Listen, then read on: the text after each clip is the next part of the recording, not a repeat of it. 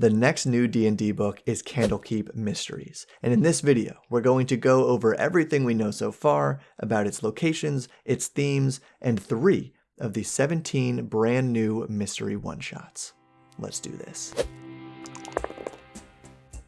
Hey, Bob here, and welcome to Bob World Builder, where we learn how to have more fun playing D&D together. So hit that subscribe button for new D&D videos every Wednesday.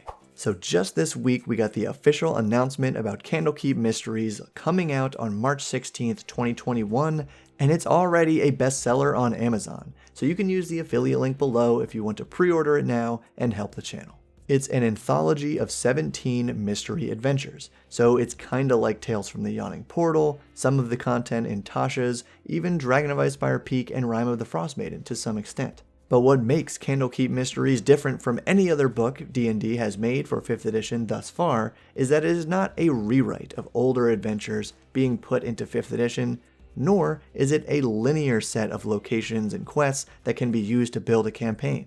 These are 17 distinct adventures, all written by different people that you can use to plug into any campaign. There are some Easter eggs that apparently tie things together, and they're all linked by the starting point and the main theme.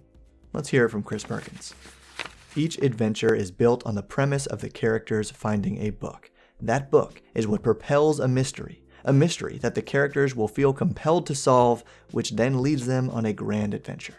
Each will take 2 to 4 hours to play, probably built for a full party of 4 to 6 players, doesn't look like there's anything for 1 player. And they're for levels 1 to 16, which is interesting because this would have been a great way to introduce some tier 4 content. But no level 21 shot. Of course, we get detailed descriptions of some new locations, there's also new monsters and new items, and a poster map of Candlekeep, which is where all of these adventures are meant to be based. But apparently, all you really need to plug these adventures into any session is a library.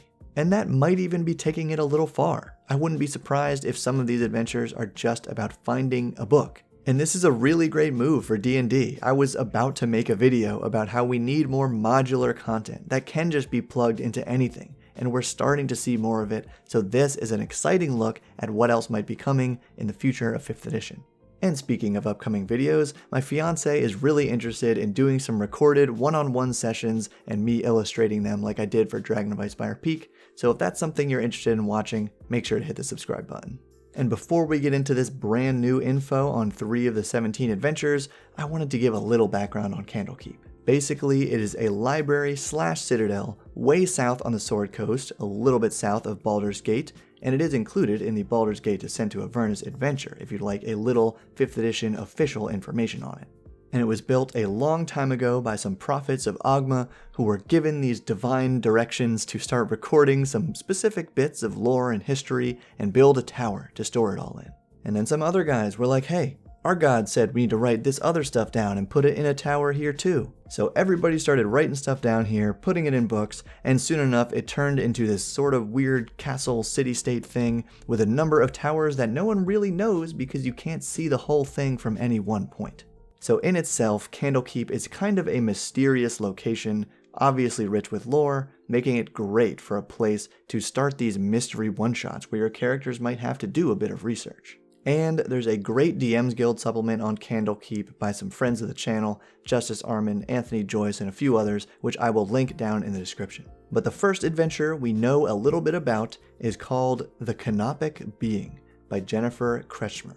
And that title might ring a bell from your 6th grade history class where you learned about canopic jars that ancient Egyptians used to store organs in, because this adventure is all about solving a mysterious series of organ transplants. Kinda sounds like a weird episode of CSI, but this is one I'm most excited about because it doesn't really take place on the Sword Coast, unlike everything else in 5th edition. It's way south and east of Chult in a city called Tashluta, the city of slithering vines, which is actually atop and inside the caldera of a dormant volcano. And it's also said to involve a little bit of action on a demiplane, so you might not even spend all of your time in that awesome city.